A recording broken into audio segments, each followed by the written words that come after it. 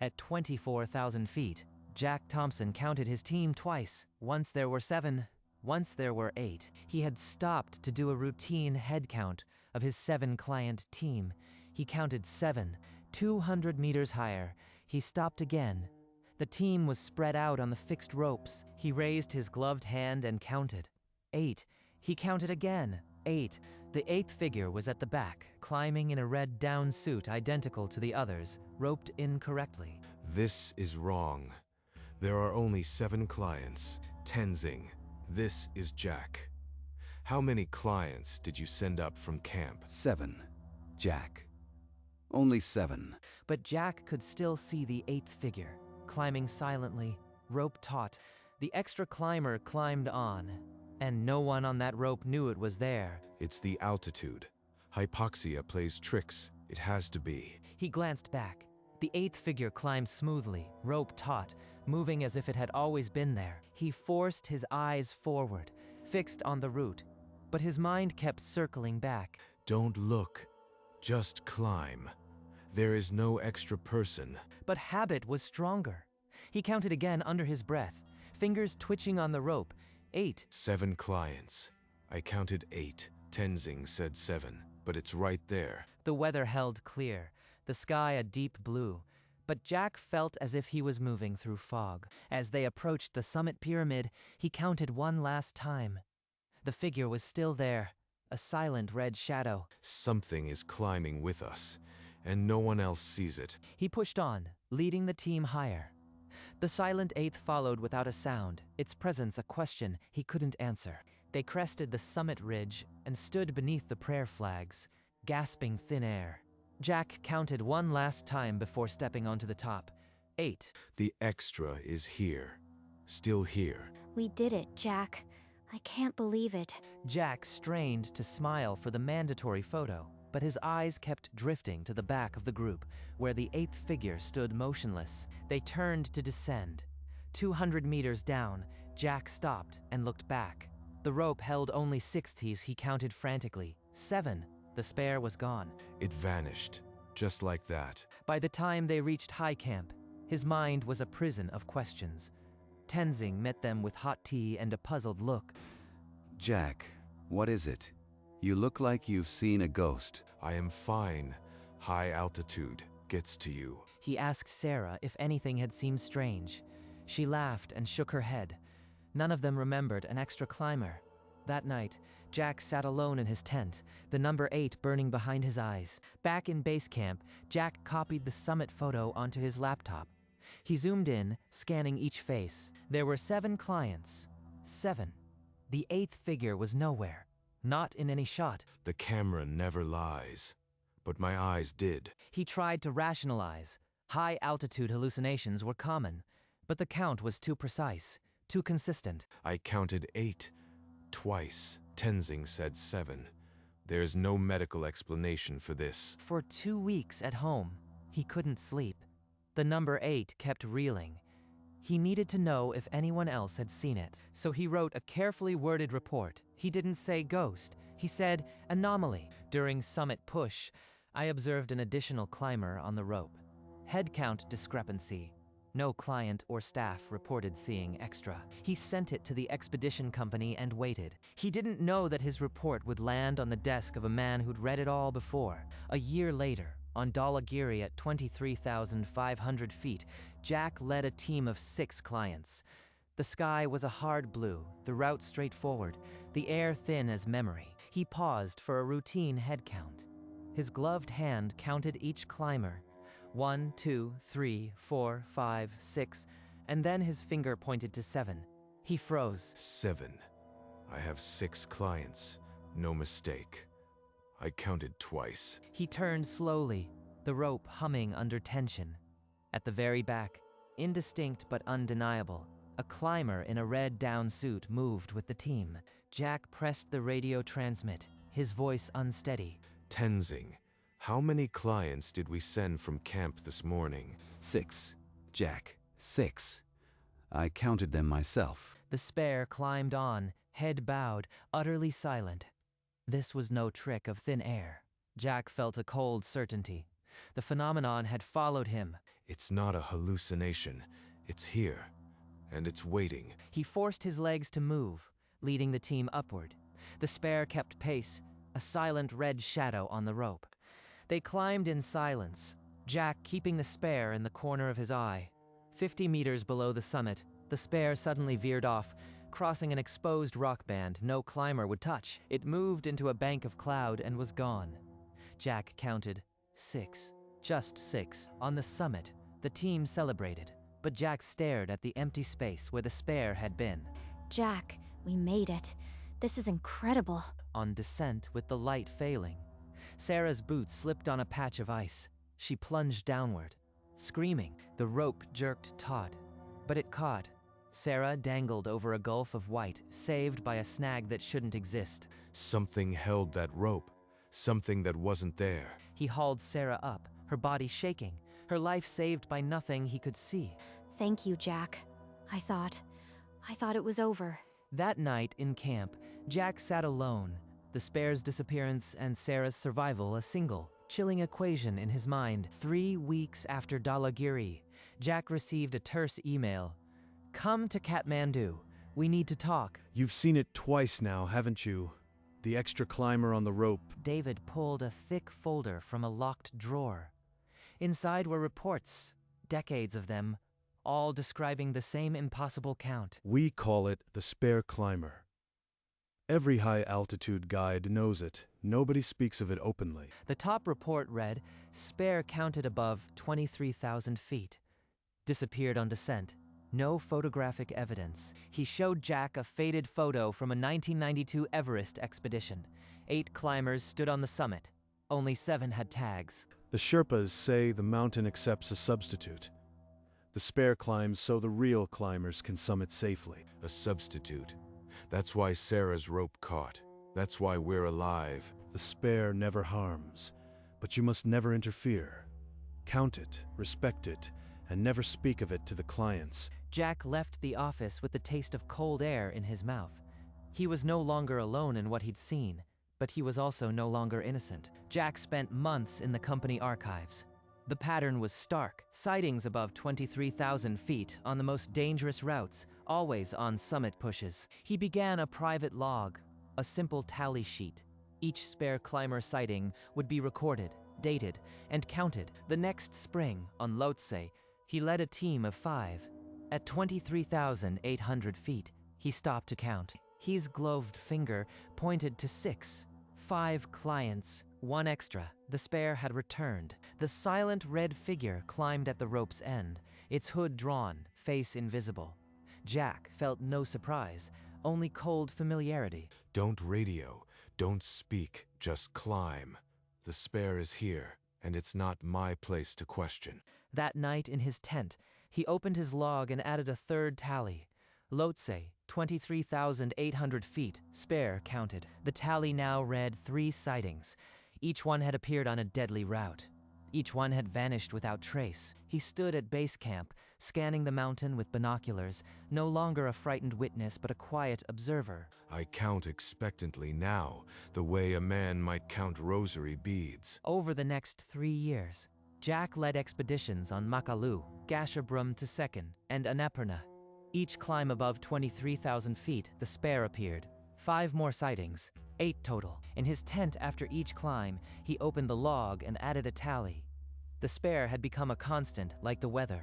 On Gasherbrum to Second, a client fell into a hidden crevasse. The rope should have severed, but it held, snagged on ice that seemed to grip with intention. On Makalu, an avalanche swept 2 clients off their feet. They should have been buried, but when the snow settled, they were standing, uninjured. And on Annapurna, Mike Collins developed high-altitude pulmonary edema at 24,000 feet. He should have drowned in his own fluids, but by the time they reached base camp, his lungs were clear. The doctors called it inexplicable. I should be dead, Jack. I felt the water in my lungs, but then it just stopped. 3 clients saved. 3 times the spare appeared. This is no coincidence. The substitution is real. He opened his log and added 3 hash marks beside the 8 sighting tallies. The other side of the bargain, perhaps. He did not know what the mountain took in exchange. He did not ask. The cold certainty of the pattern was enough. On K2 at 26,000 feet, the spare appeared again. But this time it was different. The spare was no longer a shadow. Its red suit had texture, its pack weight visible. It was real. If I could reach it, maybe I'd understand. Maybe I could end this. He unclipped and stepped toward it. But the spare receded into the cloud, always out of reach. A sudden storm forced retreat. On the descent, Mike Collins collapsed, lungs filling with fluid. He should have died, but at base camp, his lungs cleared overnight. The doctors could not explain it. I felt the water, Jack. Then it was gone, like something reached in and pulled it out. The spare again. A life saved. The mountain kept its side of the bargain. The spare is a guardian spirit. Jack, you must not interfere. It is the mountain's way. Jack stared into the fire, the bargain's weight heavy. He was part of it now, whether he liked it or not. Since my grandfather's time, the mountain has chosen a guide to carry the spare. You have been chosen, Jack. Do not run from it. Do not challenge it. Just watch and be grateful. The spare is the mountain's compassion. Compassion. A word that doesn't fit, but I've seen it catch a falling climber. Clear lungs. Turn away avalanches. If this is real, then I am not just a guide. I am an instrument, a keeper of the count. Jack made a silent pact that night. He would never speak of the spare, never question it, never interfere. But in his tent he began to count, not just the spare. He counted rosary beads, 1 bead for each sighting, 1 bead for each life saved. A prayer he never finished because he didn't know what to ask. 1 for Kangchenjunga, 1 for Dalagiri, 1 for Lhotse, 1 for Makalu. Each a bead, each a ghost on the rope. He counted expectantly now, the way a man might count rosary beads, not for salvation, but for the bargain to hold. Jack Thompson, veteran guide, now moved between worlds. He did not ask if the spare was real. He only counted and waited for the next climb. On Manaslu, at 23,000 feet, a whiteout slammed into them without warning. Snow merged with sky into a blinding void. Jack could not see the rope ahead. He counted by feel on the line, 7 clients, and 1 extra. The spare was at the front. It's leading. I can't see, but the rope pulls forward. No choice. Follow. Jack gripped the rope and trusted the pull. The world was nothing but white, and the silent command of the spare. I am following a ghost. This is insane, but there's no other path. Minutes stretched. Then, like a curtain lifting, they broke through the cloud ceiling into sunlight. The spare was gone. We're alive, because I followed it. The spare let us out. Jack stood on the ridge, the sun warm on his face, but his heart cold. He had crossed a line. He was no longer just a witness. He had actively followed the spare. He had trusted it with his life and the lives of his clients. The bargain was no longer passive. That night in his tent, he did not count rosary beads. He only stared at his hands, feeling the phantom pull of the rope. In the years that followed, Jack Thompson became a legend. He brought every client back alive. Everyone else loses people. I lose no one. That's not skill. That's a deal. He tried to photograph the spare, raising his camera whenever it appeared. But the screen always showed 7, never 8. No proof. The camera erases it. Am I the only filter it passes through? By his 47th year, he had counted the spare 12 times. His log was a ledger of impossible numbers. Each night in his tent, he touched the rosary, bead by bead, naming the mountains. Cho Oyu, Shishapangma, Nanga Parbat. What has it taken from me? I feel heavier, colder. Something is missing, but I can't name it. His laugh came less easily. His dreams were always white. The spare had become a mirror he could not look away from. I am the keeper of the count, but who keeps count of me? Does the mountain subtract a piece each time? He did not know. He only knew that the spare was climbing with him, and he with it, into a silence deeper than the void. Over the next decade, the spare came without fail. Jack counted it 11 more times. By 48, the number stood at 17. He no longer flinched when he saw it. I feel something warm when it appears now, like meeting an old friend. That can't be right. I am no longer objective. The bargain has swallowed me whole. He decided he would guide until the mountain refused him, until the spare stopped appearing. No sooner. I am not sure if I guide or if I am being guided, but I won't stop. His face now bore deep goggle tan lines, a salt-frosted beard. The mountain had carved its signature into him. He looked less like a man and more like a part of the high-altitude world, a fixture between earth and sky. I am marked. I am the keeper. The spare is my charge, and I am its. He counted his rosary that night not for the bargain, but for the path he had chosen. He would walk it to its end. On a quiet evening at base camp, Jack sat with the names of the 3 saved: Sarah, Mike, the climber from Gasherbrum. He had stopped counting only the spare. He counted the lives the mountain had returned. They owe their lives to a shadow, and I owe my conscience to it. He wondered if the mountain had taken substitutes from elsewhere, or if it simply took a piece of him each time. My ability to feel normal fear. My ability to laugh without seeing the rope. In his tent, he passed the rosary 17 times, each bead a memory of the spare on the line. He did not ask for answers.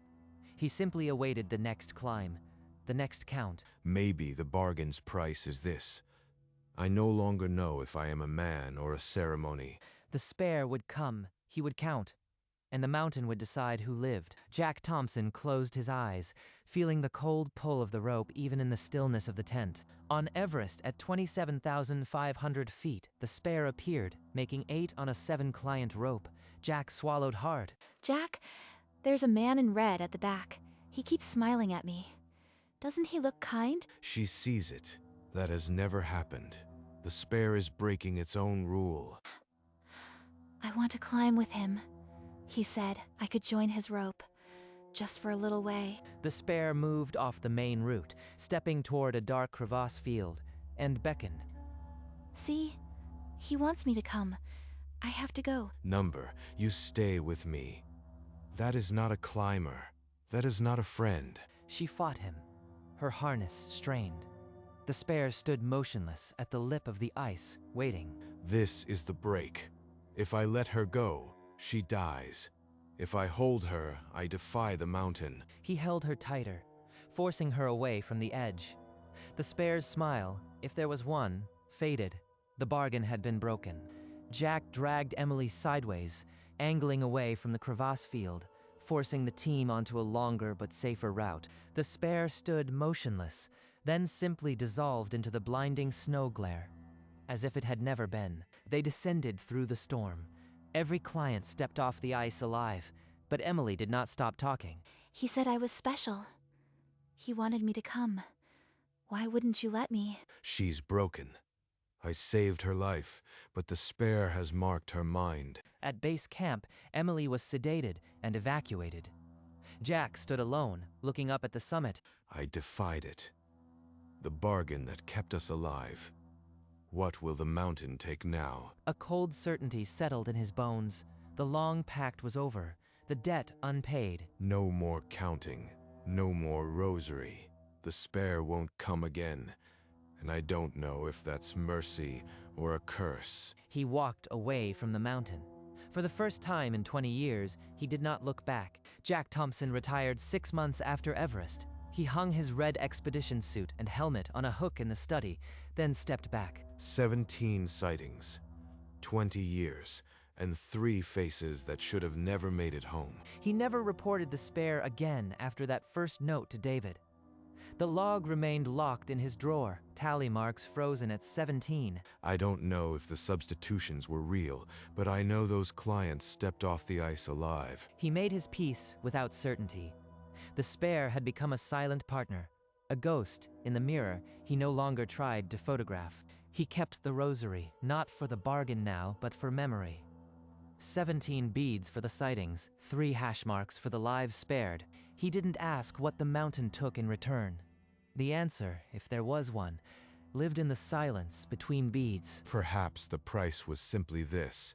I will count until the day I die, and never know. He sat in his study, the rosary in his palm, his breathing slow. The mountains outside his window waited, but they did not call. Jack Thompson had counted 17 times.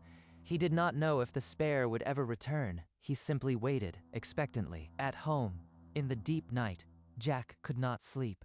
The silence pressed like altitude. Without counting, the dark feels wrong. He picked up the rosary. The beads were worn smooth, polished by years of passing between his fingers. Sarah Bennett, Mike Collins, the Gasherbrum climber whose name I barely spoke. He had never told anyone that those 3 survivals had each followed a spare sighting.